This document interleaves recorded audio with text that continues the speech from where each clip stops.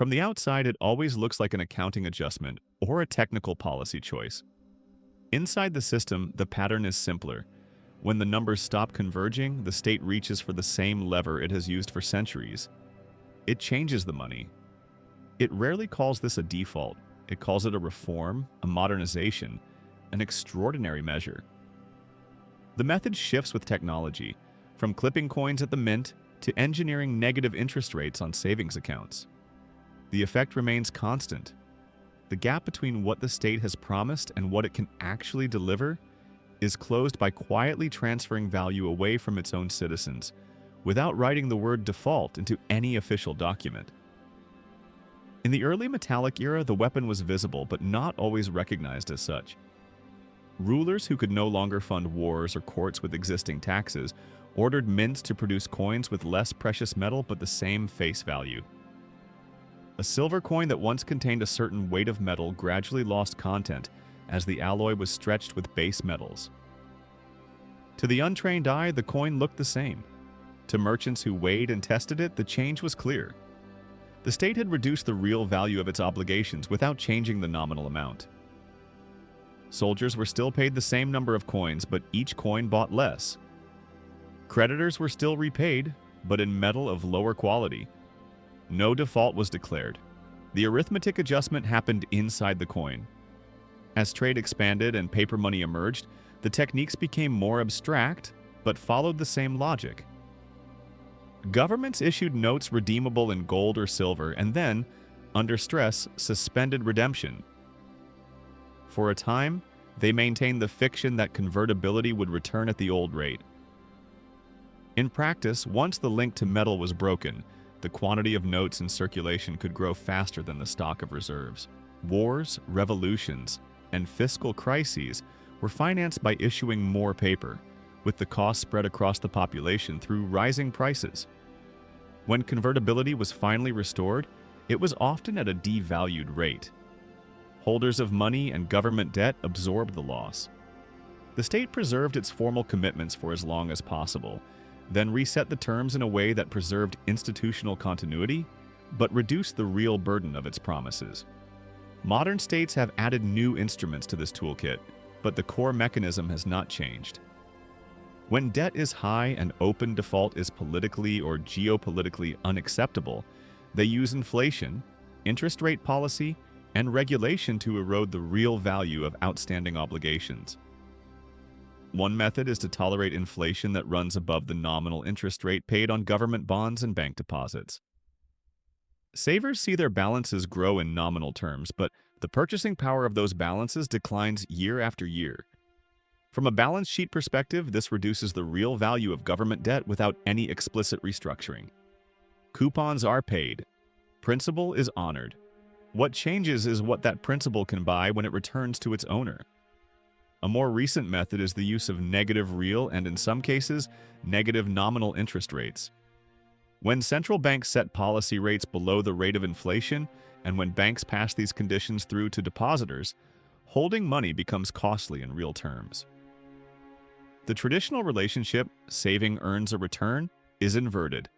For governments with large debt stocks, this inversion has a clear advantage. They can roll over obligations at extremely low cost while the value of those obligations erodes in real terms. Citizens, especially those who rely on fixed income or bank deposits, bear the hidden tax. Their options are to accept the loss or to move into riskier assets in search of yield, shifting financial risk onto themselves in exchange for a chance to outrun the policy. Regulatory structures can amplify this effect. When pension funds, insurers, and banks are required to hold government bonds as safe assets, they become a captive audience. Even if the yields on those bonds are below inflation, institutions must hold them to meet regulatory ratios. The state thus secures a stable base of funding at terms that would not prevail in a completely free market. The cost shows up later when pensions indexed imperfectly to inflation buy less than expected, or when insurance payouts cover a smaller slice of real losses than policyholders anticipated. The claims are honored in nominal terms. The shortfall appears only when those nominal amounts meet real-world prices. Across these different eras and instruments, the common pattern is avoidance of explicit default. States rarely announce to their citizens and creditors that they cannot pay what they owe. Instead, they change the unit of account, the content of the currency, or the conditions under which savings are held. For the individual, the experience is fragmented. Higher prices here, lower yields there, a slower increase in benefits, a new fee on an account. For the system, it is a coordinated solution to a single problem: how to reconcile an accumulated stock of promises with a flow of resources that is no longer sufficient to support them. The formal contracts remain intact. The substance of what is delivered under those contracts shifts. The open question, which no official report formulates bluntly, is how long this pattern can continue before it undermines the very trust that makes money functional. Each cycle of hidden adjustment relies on citizens accepting that the unit they earn, save, and plan in will hold roughly stable value over the horizon that matters to them. When enough people conclude that this is no longer the case, they seek alternatives. Different currencies, real assets, or ways to move value outside the reach of domestic policy. At that point, the state's preferred tool for solving its own balance sheet problems becomes less effective. The history of debasement, inflation, and negative returns suggests that governments will continue to use money as a quiet weapon against their own citizens' balance sheets when under stress. What remains uncertain is when, in any given jurisdiction, citizens decide that the cost of holding that weapon's output exceeds the convenience of using it. In the modern language of policy, the older practices of debasement have been translated into terms like financial repression, macroprudential tools, and non-standard monetary policy. The underlying question, however, remains the same as it was in the age of clipped coins. When the state changes the rules of money to solve its own problems, how much of that adjustment is borne by citizens who did nothing except follow the original rules? For most people, the experience of this shift is not a single dramatic moment, but a slow accumulation of frictions. Bank statements show balances that grow more slowly than prices. Pension projections are revised downward. Interest on savings falls to near zero while fees remain. The direct language of loss is avoided. Instead, the changes are framed as necessary responses to global conditions, demographic trends, or external shocks. One of the most powerful tools in this modern arsenal is what economists call repression of real returns. When governments, through central banks and regulation, engineer environments in which safe assets yield less than inflation over long periods, they impose a silent levy on holders of those assets. Historically, episodes of such repression have been documented after major wars and financial crises, when debt loads were too large to be reduced through growth and taxation alone. Studies of the post-war period in several advanced economies show that real returns on government bonds and bank deposits were often negative for years at a time, while outstanding public debt ratios declined. The mechanism was not complicated. Nominal obligations were honored, prices rose. Interest paid to savers did not keep up. The gap filled the fiscal hole without a single vote labeled as a default or a tax increase. Another channel operates through what is not indexed. In many systems, key obligations of the state, such as pensions, social benefits, and public sector wages, are adjusted for inflation according to formulas that lag behind actual price changes or exclude certain categories like housing and assets. Over time, these formulas become a quiet adjustment valve. When fiscal pressure rises, official inflation measures can be constructed in ways that understate the cost of living experienced by large parts of the population. Benefits are then indexed to that lower figure.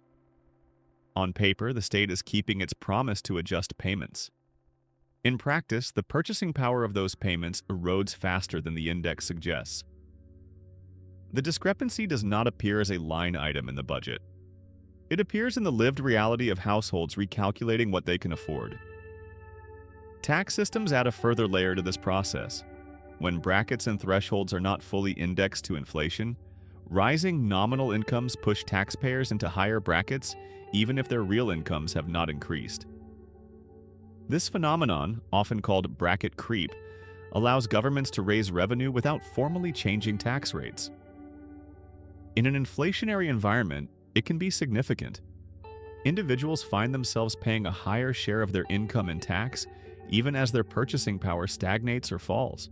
The state closes part of its fiscal gap by capturing more from existing taxpayers automatically. Official communications attribute revenue gains to economic growth or improved compliance. The contribution of unindexed thresholds rarely features in speeches. At the other end of the balance sheet, governments can reframe the terms of their explicit debts without calling it restructuring. One method is to lengthen maturities at low fixed rates, locking in cheap funding while shifting the repayment burden further into the future. Another is to change legal terms through collective action clauses or domestic legislation that allows for modifications if a supermajority of creditors agrees. In both cases, the language used emphasizes sustainability and stability. The effect is to reduce the present value of what creditors will receive compared to the original contract. If inflation runs higher than anticipated over the life of the new instruments, the reduction is even greater. Officially, no default has occurred. Coupons are paid on time. In economic substance, the state has paid back less than it borrowed in real terms. What links these mechanisms across time is the asymmetry of information and control. The state, through its fiscal and monetary arms, has detailed knowledge of its own balance sheet, of demographic projections, and of the stress points in the financial system. It can simulate how different combinations of inflation, interest rates, indexation rules, and tax parameters will affect its long-term solvency. Citizens, by contrast, see only fragments: a change in the reported inflation basket, a new rule for bank capital, a revised pension age. Each change is defended on its own merits. The cumulative effect that the state is gradually offloading the cost of past decisions onto current and future holders of its currency and debt is not presented as a single policy choice. It is dispersed across many technical adjustments that rarely appear in the same briefing. None of this means that policymakers act with purely predatory intent. In many cases, they are choosing among bad options under real constraints. Open default can trigger banking crises, political upheaval, and geopolitical consequences. Sudden austerity can deepen recessions and destabilize societies. Moderate inflation, low real rates, and slow erosion of promises may appear from the inside to be the least destructive path. The ethical problem is that this path relies on citizens not fully understanding how the cost is being allocated, or at least not being able to coordinate an effective response. The economic problem is that repeated use of these tools can undermine the trust that underpins any fiat monetary system. If households and firms come to expect that periods of stress will always be resolved by eroding the value of their money and claims, they will adjust their behavior, shortening horizons, avoiding long-term contracts, and seeking to move wealth into forms that are harder for the domestic system to reach. The unresolved issue, which no official communique can answer, is where the line lies between legitimate use of monetary and fiscal flexibility to manage shocks and the quiet abuse of that flexibility to shift unpayable burdens onto those least equipped to detect or resist the shift. Historically, that line has only become visible in retrospect, after trust has already fractured and systems have been forced into explicit resets. Currency reforms, capital controls, overt restructurings. Until such a moment arrives, the pattern tends to repeat. When confronted with a gap between promises and resources, states reach again for the instrument they alone control, the design of money and the rules around it, and use it to solve their own balance sheet problems first, while presenting the outcome as an unfortunate but unavoidable byproduct of larger forces. The decision each citizen and institution faces, usually without being asked directly, is how long to continue playing by rules that can be rewritten at will when they no longer suit the issuer. In historical perspective, it becomes clear that the moment of choice is almost never framed openly as we are writing off debt at the expense of our own citizens. Instead, a new layer of rhetoric appears. Reports start to use phrases like correction of imbalances, transition to a new growth model, adjustment to demographic challenges. At the level of concrete decisions, all of this means the same thing. The parameters of money, taxes, and social obligations are retuned so that formal promises are preserved in nominal terms, but their real burden on the state budget is reduced. The fact that the burden is being shifted onto private balance sheets is diluted in the general noise of reforms. The change of language inside central banks is particularly illustrative.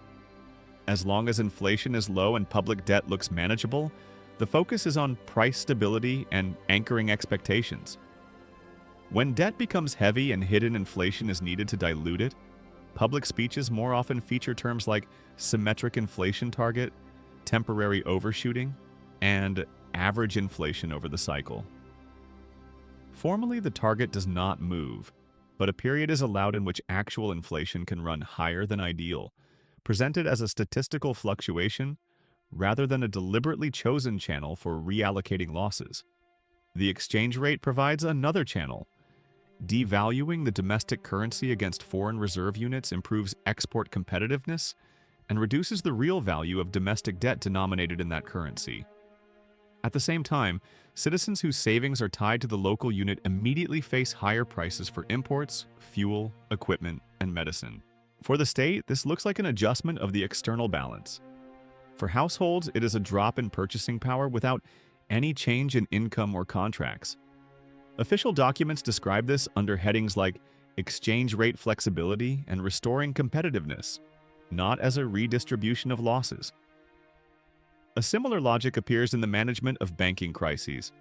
When a large bank approaches insolvency, the state usually announces that it will protect depositors and financial stability. It may inject capital directly, guarantee liabilities, or move bad assets onto the balance sheet of a special vehicle. To the public, deposits remain intact and payments continue. The operation is financed, however, through higher public debt, future taxes, and the same tools of inflation and yield suppression. Losses that originated in the private sector are transformed into public ones. Again, nowhere in the paperwork does the word default appear. Over time, this logic shapes the behavior of citizens themselves. Once households notice that money in bank accounts consistently loses purchasing power, they move into real estate, commodities, foreign currency, or informal schemes. To each individual, this looks like rational self-protection. At the macro level, such behavior shrinks the long-term domestic funding base, weakens the banking system, and pushes authorities to rely even more on external capital or on forced retention of savings within the domestic perimeter. A feedback loop emerges. The more aggressively monetary tools are used against citizens, the more they try to exit those tools' reach, and the more the state confronts an erosion of trust and capital. Pension systems occupy a special place in this picture. Promises of a decent retirement 30 or 40 years ahead are usually made in language few voters connect to real demography and asset returns.